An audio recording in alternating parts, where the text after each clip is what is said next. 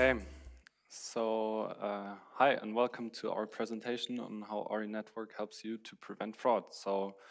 We're Alano and Patrik. We're typically sitting upstairs here and coding, but today we don't have too much code for you. What we want to look into is basically, first off, everyone knows the internet is a bad place. Fraud happens, hacks happen, leaks happen. And I mean, you don't really want to be in the news, so we really want to help you to not be in the headlines and in the news here. And we'll now explain and help you on how we can help you to not end up here. Okay, yeah, so we've sort of collected some data and some events that are required to prevent fraud. And so we've sort of grouped them into four things. So if we can go to the next slide. Yeah, so the first thing here that we'll look at is behavior. So we want to be able to collect the device history that was attached to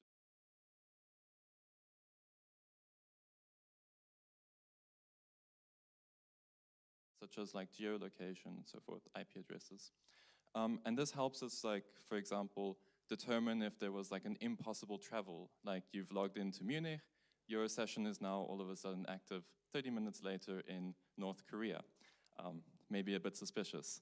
Also, like session leaking, we can then prevent, like, or detect at least, session leaking between devices. So you've logged in on your iPhone, all of a sudden that session is active on your Android device. So next group. Yeah, so part of this is revocation. We want to immediately revoke a session if we've sort of detected an anomaly. And this allows us to remotely revoke a session. So for example, you've lost your device and now you revoke that session on your other device, or an administrator revokes a session. And then this also allows us to prevent multiple sessions per subscription.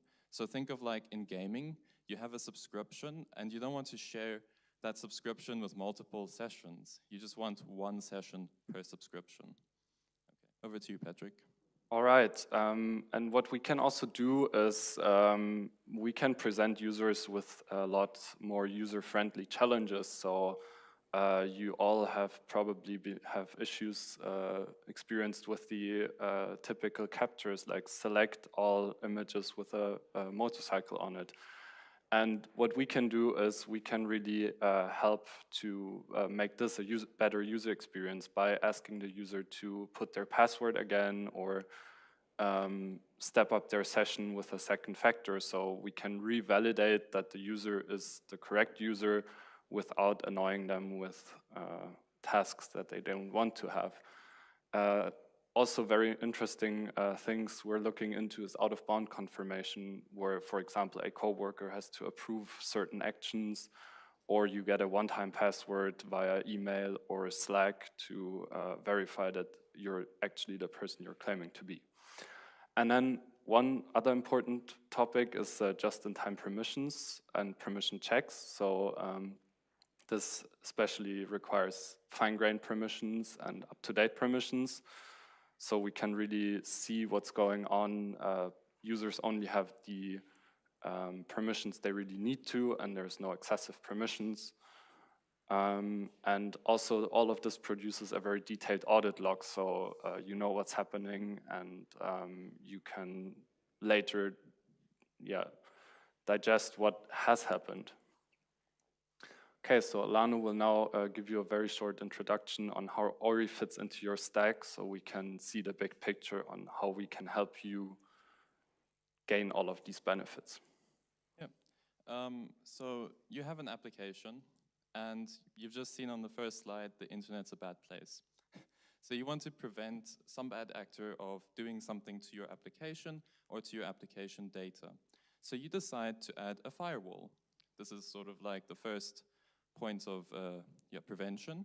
Usually it's like detecting or blocking certain regions or rate limiting, things like that. But the problem with the firewall is that it's not identity aware.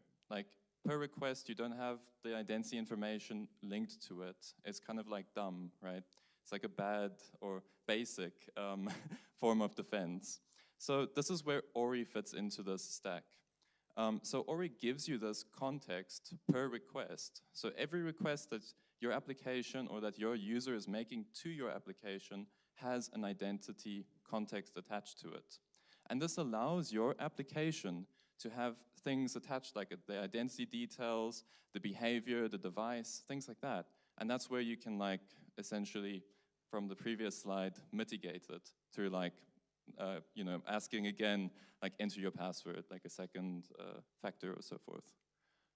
Yeah, okay, continue. Yeah, okay, so and then Ory's security model. So Ory is kind of designed around this principle of always, always like per request having an identity-aware context, okay? And we'll kind of look at why that is. But first, before we can understand that, we need to understand the different types of tokens that Ory can use. So we have two different types of tokens. We have opaque tokens and transparent. But I'll quickly cover opaque. So opaque tokens are unpredictable. So I have a little example here. So this is an RFID card. I'm not sure if you can see that. It doesn't have a name on it. It maybe has some random data stored on it. And when I present it to a door, the door has like a central system which can verify that this card has access, right? So that's kind of like how Ory is in this case. Ory is that central system that every time I present my card, which is this action, Ory verifies it and allows me to, you know, do a certain action. So Ory is in the critical path between your user and your service. Okay, Patrik.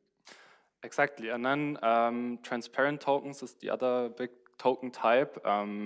We already heard in the previous talk a bit about them, so basically the JWTs. The important part here is they contain the data, and they contain a cryptographic signature, so you can verify that this is a valid token, this is issued by some specific third party or first party that you trust.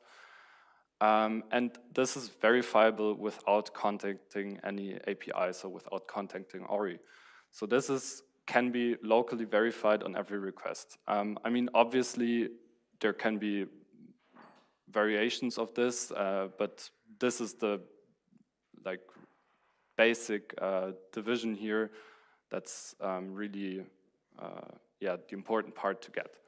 So Ory supports both types of tokens, but what we always recommend people to use is opaque tokens, because what they allow us to do is, as we're on the critical path of every request, we can do all of these behavior analysis, getting history, getting these context things that's just not really possible with the transparent tokens without just doing the same thing with the transparent token as with the opaque token.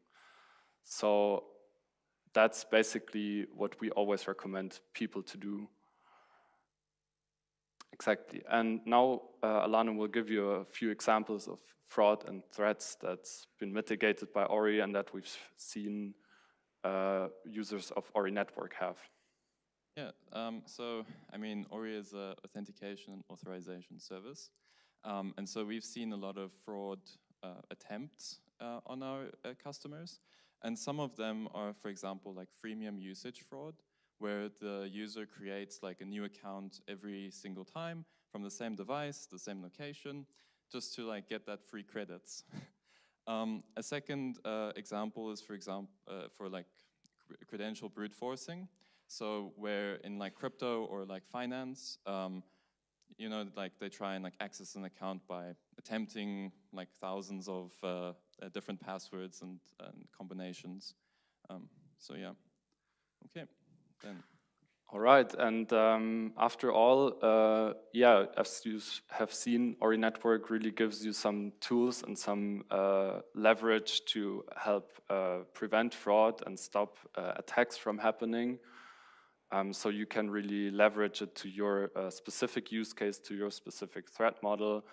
And because Ory Network also, as we've seen, is used by a lot of different customers across different industries, we really get a lot of insights on different kinds of attacks and threats, and can give you the tools that work in different cases, so you're always prepared for anything that's coming up. So we really want everyone to be invited to join the Ory Network and be part of the network to make it even better and stronger. Thanks.